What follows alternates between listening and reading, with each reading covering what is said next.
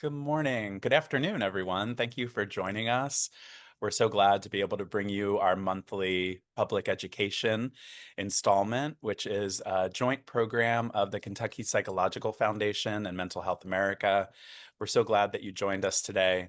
The purpose of our regular public education is to raise awareness about important mental health topics, to destigmatize times where we can talk about mental health care, and to also bring engaging expert talks of local and state experts and also national experts in the mental health field.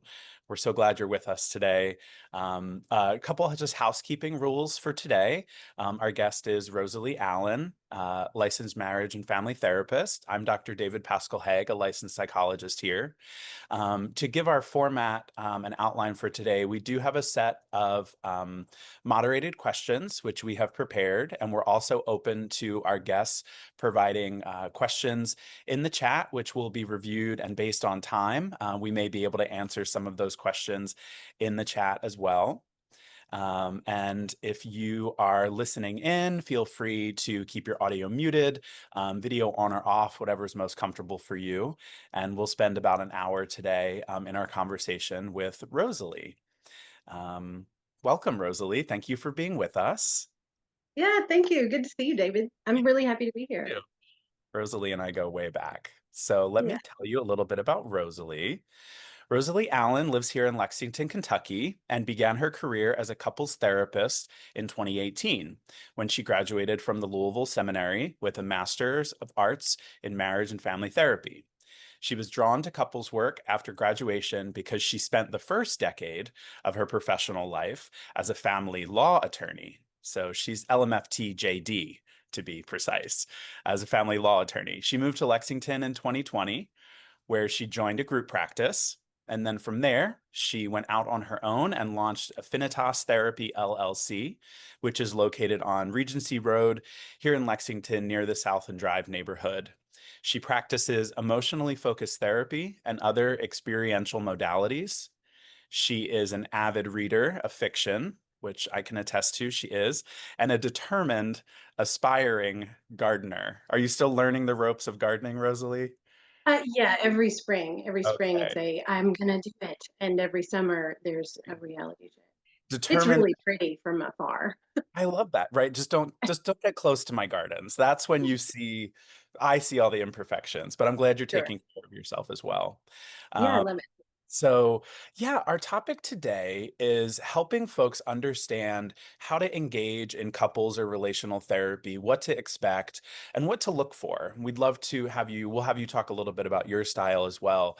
So, if we just jump right in here, Rosalie, who would you say should be coming to emotion focused or internal family systems couples therapy that you offer? Who should be coming into this service? Yeah, thank you, David. Thank you so much for having me. I'm excited Yeah, about absolutely. It's a today. pleasure. Um, to get right into it, who should come to couples therapy? My answer to that, and I get asked that a lot, is that people in a relationship that is somewhat established are Hmm.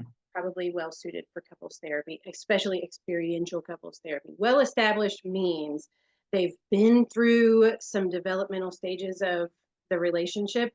I don't recommend this level of therapy. There's type or approach of therapy to couples who are just dating, or are thinking about being engaged in things. There's a different approach for some of that. But a developed relationship is one that has been through some weather, been through some seasons. There's some commitment. They own property together. They have some kids together. They're married.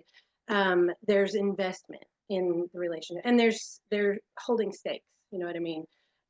So the relationship, and the reason for that is the experiential nature of the work I do is it requires a level of vulnerability, openness, a level, and some buy-in to be effective. The agent of change in experiential therapy is a corrective emotional experience in the room, in the session. And that vulnerability is not something we can just drop into. You might feel that during our talk today. It's not a terribly vulnerable talk. And it would be inappropriate in settings like this to like get into everybody's personal stuff, but we do that in couples therapy. So we're looking for a level of safety. However, which comes from a developed relationship. However, obviously, people don't come to couples therapy when they're feeling great.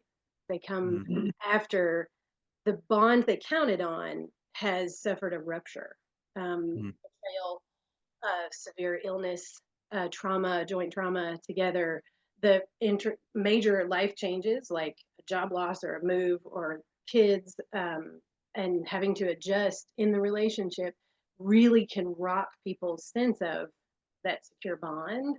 And that's when they show up. So Mhm. those are the types of problems that people come see me with. Yeah, so Yes. oh, I'm getting a little echo. Let me turn myself down. Maybe that'll be better.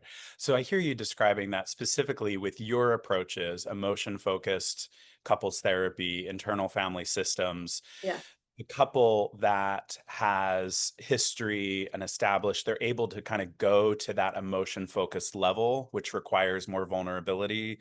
What would you suggest for maybe folks who are in more of a casual, maybe they've been dating for a little while, or maybe they're, yeah, you know, even best friends, relational therapy? What kind of yeah. modalities might you direct people to in those aspects? I think of like maybe solution focused therapy or so, what might you Sure. suggest for Sure. someone I would say who's at that behavioral behavioral process? Okay. approaches, as opposed to experiential approach. And that's not to say they couldn't No. weather experiential, but and that's also not to say that behavioral approaches aren't appropriate for weathered for Mhm. seasoned couples. But there's for new relationships or casual relationships, there are lots of resources that are much more affordable than couples therapy and Mm. more widely available on the internet. Like there, Esther Perel has sort of a course in developing your intimacy and things Mm. like that. Things like the 5 love languages is a Okay. great resource for new couples to get to know their language and to see how they do as they encounter those normal challenges. You know, Yeah. it's all lovely and wonderful at first, and then you hit your second year or a year and a half in, and you start to realize that actually you're fully developed personalities and they don't fit together just perfectly. Right. So dispute resolution stuff and active listening, all of those are skills that you can learn from some of the behavioral approaches that then once the relationship is developed and you need deeper work, you will call on those skills and be able to web to address those. You know, you'll show up ready for It brings up an that. important point in some of our other talks. And, when we're talking generally about people finding a therapist, right? It's not sometimes, and tell me what you think about this. Sometimes it's not that you start up with the first therapist and you think, oh, this is the therapist who I'm absolutely going to vibe with. And this is the one who's a match for me. I feel like at times, you have to find a therapist that has the theory or the approach that fits for you. And I hear you describing that specifically in Mhm. your style with emotion focused and internal family systems couples therapy. You're looking for more of that established relationship to help people benefit from the interventions and skills that you're teaching. So it's nice that it zooms out. It reminds me of whenever we're looking for a therapist, it can take a Yeah, couple phone calls, and that's one of the most for intimate, or a sure. couple emails. That's Yeah. awesome. Yeah. Yeah, and I want to empower people, and I tell all of my clients this. If you feel super guarded in our sessions after 4 or 5 attempts, and really three will give you a good baseline. But after a few sessions with me, if you feel guarded, like, and you just don't kind of you feel like my questions are intrusive or something like that, there's something off in the client therapist relationship Mhm. that deserves to be addressed. Either we can address it, or I'm happy to help you find a therapist that suits you. And I think Mhm. all therapists are able to handle that. You know, it's not uncommon. It's just not a good fit, but I want you to get what you need, so I'm going to help you get there. Mhm. Let me help you get there. That's an Yeah, for important sure. piece. Um, so as you're describing, kind of the folks who might come into couples therapy, you're talking about that bond, you're talking about an established relationship, and I know as we were preparing, you were describing a little bit about, the secure bond. of that relationship, two people who have weathered some of life Yeah, together. That secure bond helps them benefit in couples therapy. What does a secure bond look like? Because, in pop culture and pop psychology, we're hearing a lot about, attachment styles and bonding and trauma bonds. So when you all that. describe the secure bond, what does it look like for a couple? Yeah. Um, it looks honestly the one word quick answer is freedom. It Hmm. looks like a an environment where you feel like yourself. And that might sound radical or not what we're taught about how men and women interact or how new couples interact, old couples interact, but my idea of it, my concept of it is of freedom. And that means that the good, bad, and the ugly parts of you have a place to live, a place Hmm. where they're nurtured and healed and accepted and they're comforted, and they're corrected even, like I this is speaking from personal experience, that establishing that relationship taught me with my husband taught me how to argue so we're going somewhere. Hmm. And I try to impart that to my clients as well. The arguments don't need, if they are constantly defending yourself, fighting for the right to belong, fighting for acceptance, pushing to have what you need, pushing to be yourself, that those are relationships that can last a long time because there's a lot of passion and intensity to them, and maybe you've already invested and you've already got kids and you can do that for a long time.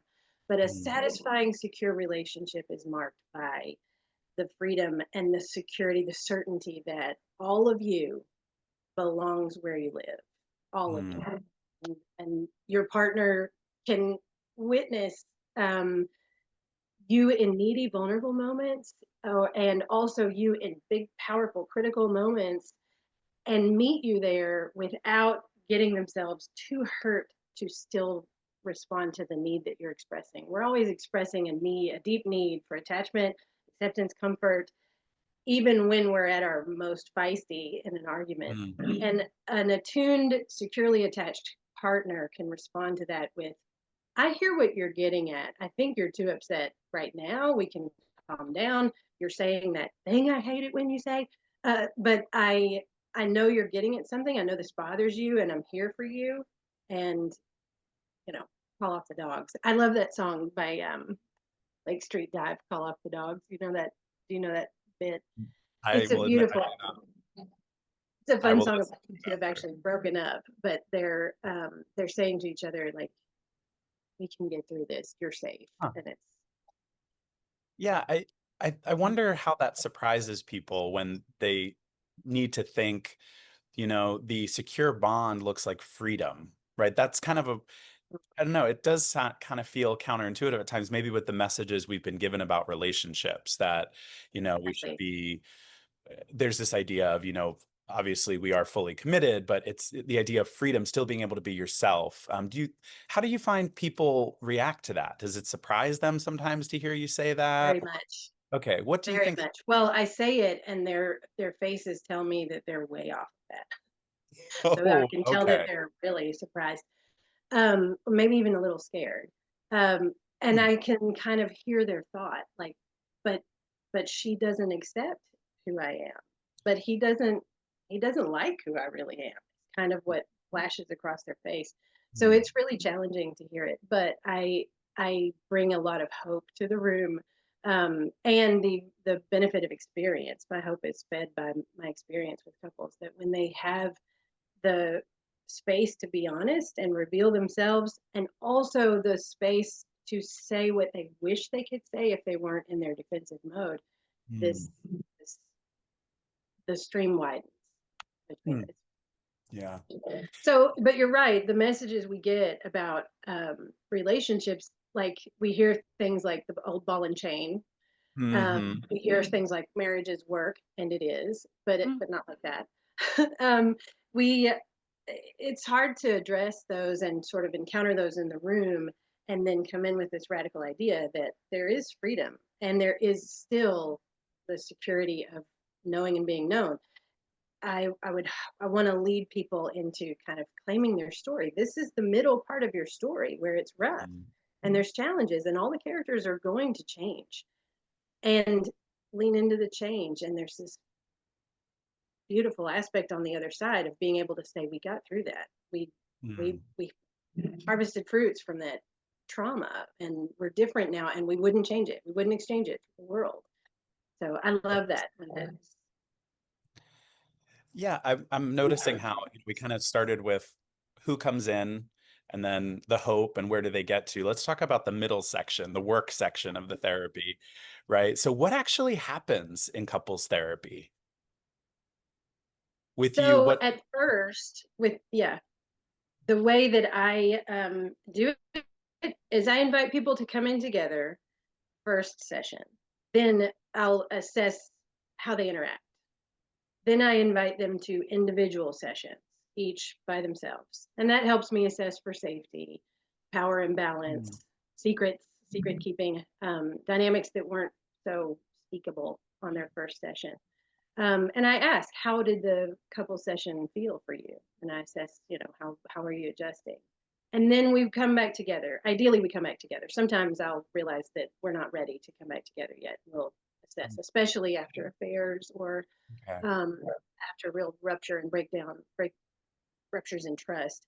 But most of the time, I assess each individually and then bring them back together and give them some feedback about what patterns I'm already seeing and how they're arguing or how they're disconnecting, how they're guarding from each other.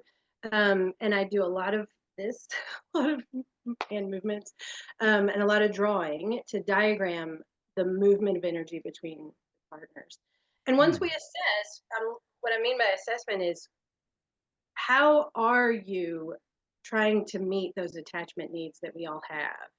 How are you protecting yourself, and how are you pursuing what you want, for that safety that we're all looking for in relationships? So once we see that and we realize that two people with very different wiring, very different histories are coming together, we realize that there's this really unique but somewhat predictable pattern that they're following. We call that their cycle. And through the next few sessions, we start to break that down. We start to understand what is happening to us right now in this moment. What am I feeling? I try to help them connect to the feeling in their body of that emotional arousal. Because when you Mhm. feel that, and that you know that there's some attachment need at stake, this, I'm about to be rejected or I'm going to be accepted. I'm going to encounter curiosity or I'm going to encounter defensiveness and dismissal. And your body will tell you when that thing starts. And the body knows it before the mind knows it and before the words to describe it are formed. So I'll try in the de escalation phase of therapy, I'm trying to help people attune to themselves. Notice how quickly dysregulation interferes with their interactions with their partner, and slow that down, get some control over that individually. And then they practice some of that, and eventually they kind of come in with this realization, like, we fought this weekend, but it was really different. They'll say, like, uh, it didn't bother me. I kind of can't remember what we're fighting about. And that's what we want. We want them to be able to forget their if their fight is sticking with you, we're fighting wrong. But a forgettable fight is a good. And so then we start to restructure how they interact. And what that means is using your attunement to yourself. You also attune to the parts of you that are responding to your partner, and you find a safe way to share that. And you send this signal that to the partner, when I see you this upset, I get so scared, but part of me really wants to reach toward you and say, I'm here for you. I know you're upset. I hate it when I disappoint you. I love you. But I can't say that because I'm afraid. I'm afraid of your criticism. And when you have that double awareness of myself and my fear and my protectors, plus this heart that longs for connection, that language, being able to put language to that experience draws the partner in, it draws you toward the partner, and a new thing happens between Mm. couples, which I am almost addicted to. I It's a love it so powerful much when that moment. happens.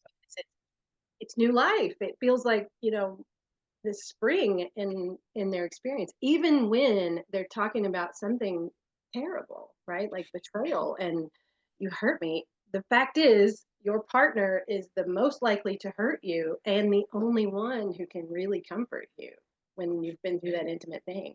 So There's it's 2 points that I want to draw out of what you just said. The first is, that when folks come into couples therapy, there is the work that they're doing together, but there's still that internal personal work, right? They're coming in and they're having to say, I am wounded or I am healing. That wound, Mhm. that healing as it happens is going to play out differently with my partner. I can then view my partner differently. I think a lot of times people are thinking, well, we're just going to work on our relationship. And they're surprised where it's like, oh, I got some stuff to do here. It's not just about being heard more clearly, or it's not Oh, yeah. about just getting my message across. It's about what's going on in me that I'm Yeah. delivering a message in this way, or why does this trigger me? The word trigger is so I react to Oh, I'll give you a list of words. Okay, I'll give you a right, list of right. words that I'm But like, it's oh, that right. This is so I think that's a really important what, people sometimes surprises folks about couples therapy. I do very limited, kind of more facilitated conversations with families, adults and adult children and their parents. So not specifically couples therapy, but it surprises people when they say, "Oh, I didn't notice that in myself. Let me work on that and then see how it changes the relationship." The second piece that I want to highlight is how you just spoke about how we sometimes feel as therapists. And I think this is a really important part about why we also do these public ed talks, these public Mhm. education talks, is because there's kind of a mystery around therapy and what does a therapist think or how does a therapist deal with all this? And you highlighted that beautiful moment where we get to see people heal and change. And Yeah. it's this moment of saying, "Oh my gosh, look at the progress they're making or look at the progress this individual is making." And I think that's part of what Mhm. I don't know if you feel that I imagine you feel this way. It's part of what keeps us strong and passionate about the work as well. When we It see, is. yeah, Yeah, very much. And do you remember that study years ago called Common Factors? yeah, Someone tried to figure out what makes what therapy makes work therapy work? because we've got 1,000 different approaches, and Approaches. everybody finds an approach and names it after themselves and sells the Hmm. training. Like, great, but what are the common factors between them? And I will always remember this, and this is my guiding light in my work. The most impactful element is the therapist's hope. And I heard that when I was in school, and I was like, well, that's my mission. I Hmm. hold hope. So I have to know what I'm talking about, and I have to watch really hard because some clients are extremely hard. Some couples are extremely Sure. estranged from each other. And Mm, it's hard to hang on to hope in there. But I know that where they don't have it, I must. And I try to soak in these moments when I've seen it come back to life, or I've seen them take something and work on it at home and come back and say, we didn't use anything you said, Rosalie. We talked about it and came up with our own thing. And here's what actually helped us. And I love it because it's so empowered. I love that they, whatever started in the sessions was able to continue and provide something new. mm, I take that with me forward into the wilderness. I don't know who's going to come in next, but I know that hard things have people have weathered hard things, and I got to witness mhm. it. So I love it. Yeah. I'm with you. I wondering why I don't do more couples work, but I'll leave it to the experts. I'll leave it to the experts. It brings Yeah. up another point that maybe wasn't one of our immediate moderated, facilitated questions, but I think a lot of times folks worry about their couples therapist taking sides You bet. or piling up on them. So how would you answer, a person who's hesitant? Oh, well, I don't want to do couples therapy because, you know, you're not going to understand me or you're going to take a side. How do you work with Yeah. that? What would you Yeah, say? you'll gang up. You'll You'll gang gang up up with on me. me. Yeah, and my kids and my wife already gang up on me, or my mom's already mad at me that we're not getting along. Right, all of that. Um, the answer is no, I don't, and that's part of my training. One, uh, I was schooled in family law before this and learned really quickly that my client's version of the story was not the whole story. And so what I came in ready to fight about and ready to prove beyond a shadow of a doubt was actually more nuanced than that. So that slowed me down and made me listen and realize that these are actually really complex humans, even in family law. And in couples therapy, I draw on those skills a lot to say, uh, and again, this is the guiding light. If these two people who have chosen one another to be their primary attachment figure have lost the attunement, and then they are dealing with real loneliness, each of them.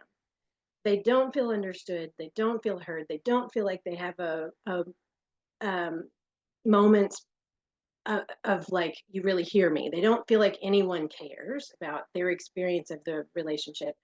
And I know that, and I can see that, and I see that in how they talk. So my job is to make sure that each partner feels heard by somebody in the room.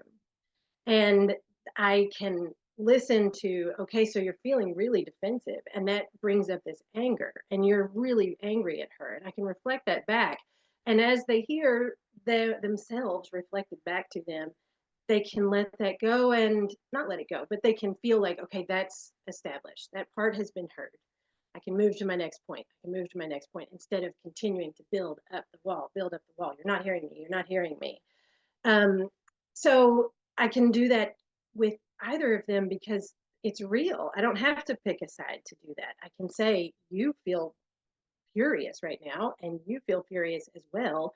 And you're both lonely and set apart. So you're both in your separate towers, right? At the fortified um, places. And they can both say, yeah, and really feel heard while not really hearing or seeing each other. So eventually, I'm looking for the chance to hand that off between them so that once they feel heard, they are able to open up and say, I can imagine what it feels like to be my partner. I can imagine what she or he is describing. I have felt that too, but not in a yeah, well, me too kind of way. I have felt that way. It is a thing I can't come down from to meet you. Mm, So when they are there, I'll start to thread it back together. I okay. hand it off from me to help them catch each other and hear each other. Nice. So I've Yeah. heard you move through, people could expect there's the getting to know the therapist, getting to know their style. There's an assessment phase where you're kind of getting to know what patterns are playing out. And couples might expect some sessions individually and then together when that's ready. Um, Yeah. I heard you talk about, that stage of de-escalating. How do we turn the temperature down a little bit and start to just understand what are some of the green flags for you as a therapist when you say, okay, I'm seeing this couple grow and change in this way. Therapy is it's helping them. What are the things that start to happen that Mm. other than just less fighting or more peace at home? What do you typically see couples get Yeah. into that you're like, okay, green flags, we're moving ahead. Yeah. Um, Gottman has some research on this. He says that healthy fighting has a 5-to-1 ratio of positive gesture to negative gesture, even in an argument.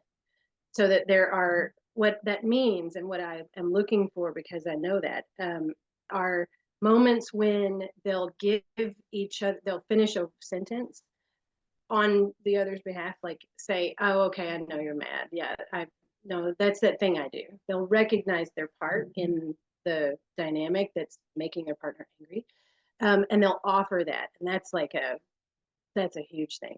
Some steps along the way that I'm looking for are when the pursuing partner, the critical partner, the partner that's the one who's going to bring up the problems, when that partner starts to bring them up in a softer way, we're getting somewhere. And can feels like they're not selling out, right? They're not limiting what they're asking for. They're saying it in a softer way that can be heard by the person they're pursuing. The more withdrawn partner, what we're looking for in terms of change, their first steps toward change are the withdrawn partner starts to recognize and identify their emotional reaction and speak that. Like, I can feel myself getting mad. I can feel myself wanting to get out of this room. I can feel, and that when they voice that, they're trusting me to help them through that, but they're also trusting their partner is not going to weaponize that and use it against them. And so when I see those softening, those when you see the connection between them just become a little less staticky and each one be a little more willing to take risks, Mm. then we're going somewhere. And then when they're taking big risks, that's when they come in and they say, "We talked about this. It was really rough over the weekend. We didn't talk all day Sunday, but yesterday we had coffee, we took a walk, and we sorted through it, and we remembered some of the things we learned in here, and we helped each other show up and realize that it's safe to engage in that conversation." And I'm like, "Well, okay, we're almost done. Yeah, I'm with you We on will that. I continue." think to highlight the difference between couples that have disagreements, which is Yeah, natural, arguments, which can be heated and also happen, and the difference between screaming and yelling and attacking, right? That yeah, couples will say, we never argue. And maybe what they might be meaning to say is, we never scream and yell and curse at each other. That's not part of what we do. We have disagreements, right? I do think sometimes that message of, we never argue is kind of going back to one of those messages of, well, if a relationship is perfect, then you're always on the same page. You're right. always arguing and disagreement is part of relationship. It's how It do better be. it better be, right? Because if you're not, you're sweeping some things under the rug. It's how do we argue? How do we Yeah. disagree? And I hear you describing kind of when couples are able to come in and de-escalate and then move to that area where they're able to hear each other, do the personal work, soften those edges, and still hear each other, even when Mhm. they're very much in disagreement. That's kind of a green Yeah. flag. I've heard you talk in the past also about the creativity and playfulness that can come back to a relationship. Um, Yeah. can you describe a little bit about maybe what you see as an effect of couples therapy being a return of creativity and playfulness in a Mhm. relationship? Yeah, yes, thank you for that. I'm glad to talk about that. This morning when I was thinking about that, I realized that it's in my talk about what happens in couples therapy, it's kind of an inverse Maslow's hierarchy of needs, where at the top is self-actualization. And in this case, I would put at the top playful and creative coupling. If you're being expressive, you've really reached a place of safety, meaning you've reached a place of uh, where that relationship is seaworthy, right? The relationship itself is not going to get broken apart in the Did you waves. say It's going to be, seaworthy? Seaworthy, like, yeah, oh, okay. yes, like mermaids and all that. Yeah, okay, got it. At first, I was like, you give it a grade of a C, and you're like, that's good. And I'm like, Yep. oh no, seaworthy, a sailing ship. Okay. Yeah, extra credit, A pluses. Yeah, you're in the green, I guess. Whatever, however you want to language that, because okay, so creativity and playfulness, that is so important in your dating experience, because what you're looking for in a partner, you're looking for this lifelong playmate, this person who you can make life with, and who will keep you alive and who will share your life with you. And you see all of that with the rose-colored glasses of falling in love. And really, the experience of that memory of it is part of the pain when you hit those choppy waters. And it's what you think, but it was real, right? It was real. Like, we were really in love, we were really kind, we were really sweet. And I want to tell people, yes, absolutely, that was real, that really happened, and where you are now is real. um and the first experience is there to inform you that this story is not over, that there's somewhere to go. So when they have de-escalated and they have restructured and they've repaired the hurt, and the trust is starting to bloom between them again, you start to see that they're sharing memories of how we used to be, and they're making plans and dreams for the future. And there's this nice thread that comes back between them, and they start to Mm, dream a little, and they start to look forward, and they start to say those things to each mm, other.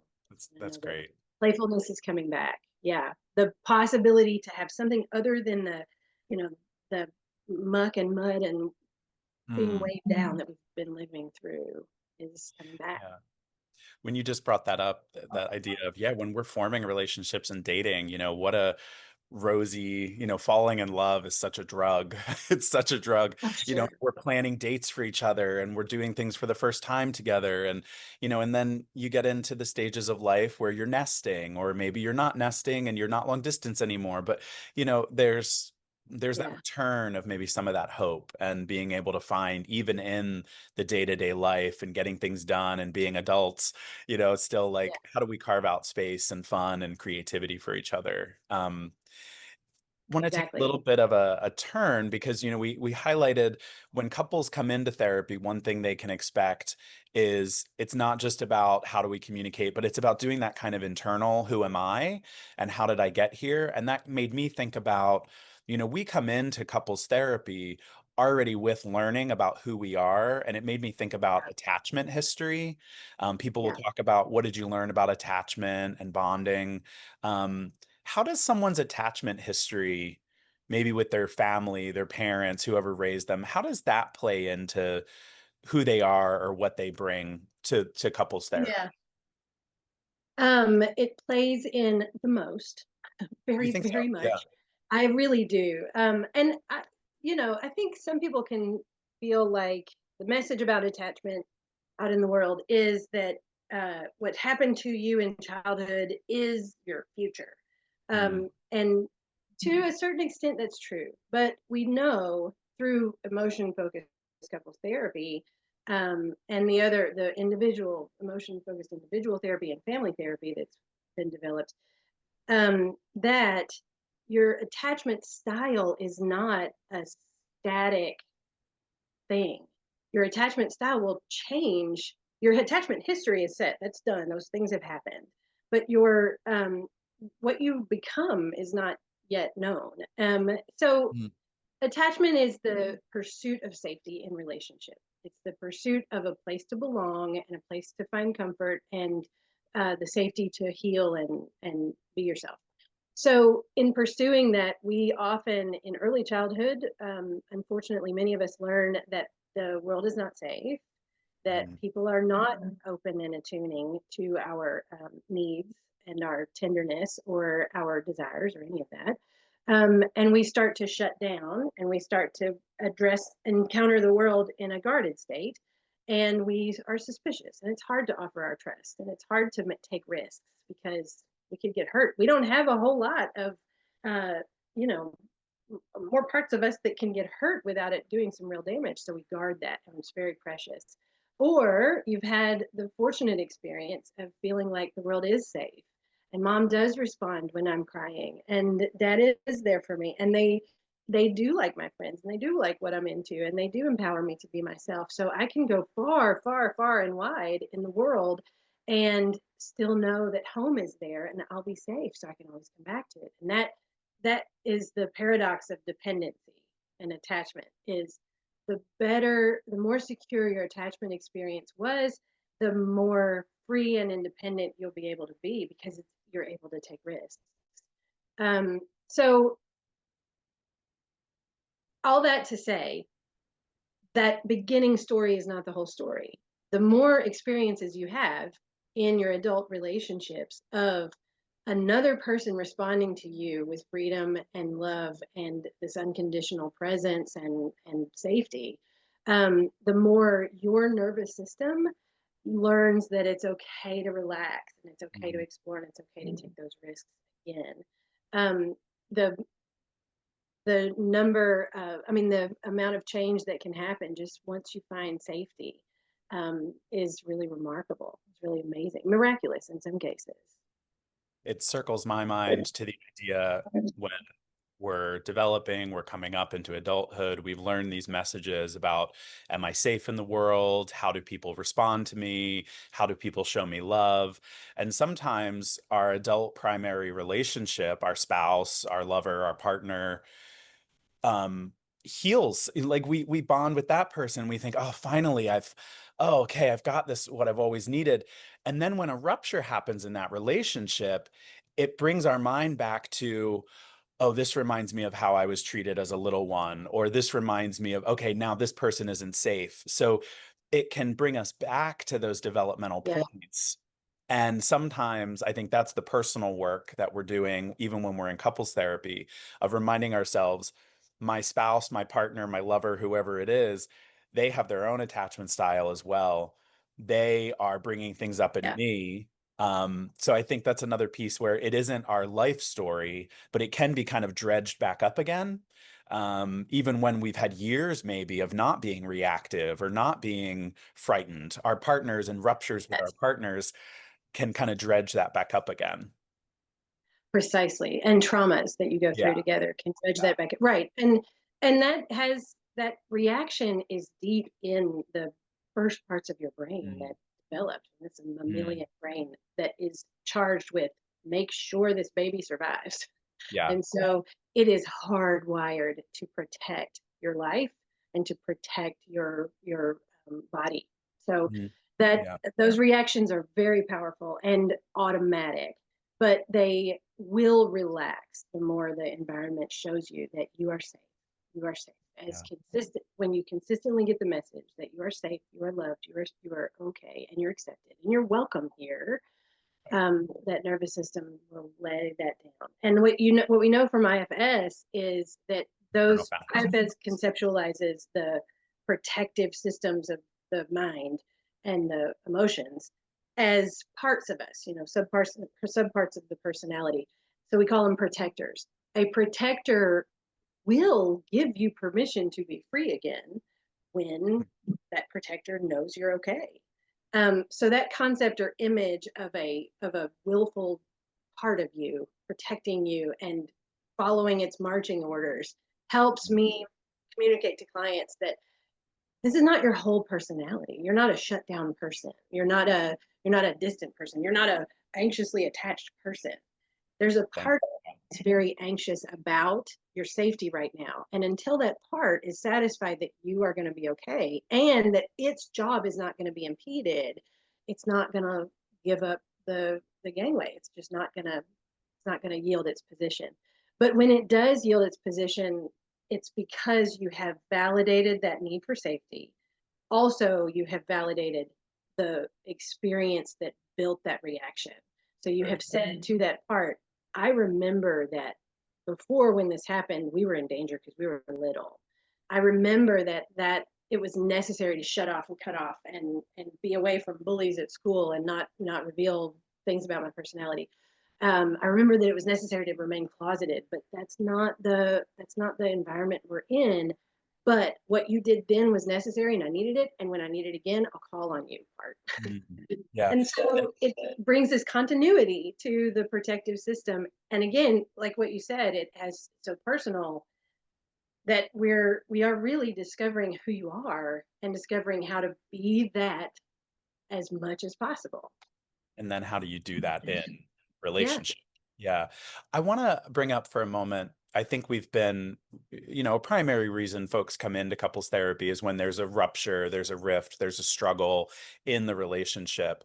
I want to highlight some of the other reasons that, couples may come in together, to work on a topic that isn't a rupture. I mean, I'm thinking about situations when a couple may come in when they have an adult child together and they're dealing with a problem with the adult child, right? And they want to work on Yeah. that as a couple. Or Yeah. maybe a couple comes in because they've experienced the death of one of their parents. Yeah. Are there other examples that you would highlight as a time when a couple might come in to couples therapy? Mm-hmm. Sure. Major illness. Um, Hmm. that one of them suddenly has a diagnosis or Hmm. a condition that Hmm. affects their intimate and erotic life, or that affects Hmm. their ability to work. Hmm. Um, that is that happens to the couple. Right. It's not happening between them. No one has done that, but now we have to be really different to one another and in the world, and financially and in our home, because there's the presence of this illness or this Hmm. other thing. Job loss is another one. These external factors, these intrusions on the relationship can really challenge the relationship. And again, you're as an individual, that's going to send you back to moments when you're unsafe, and you're going to show up with your protective responses, and so is your partner. So one of you might seek alone time and or seek connection with friends in the midst of grief, because that's just your instinct. But that causes a sense of, wait, where are you? Wait, where'd you go in that attachment relationship? So it all does come down to attachment. I use an attachment framework to understand the dynamic between the couple no matter what. But yeah, I think it's a really good point to bring up, is you don't have to have betrayed one another. You need some support. It doesn't have to be Maybe just, something. yeah, maybe the world has just become really scary and different, and you need some support to process that. Maybe that's happened. Maybe I think some of us could resonate with that.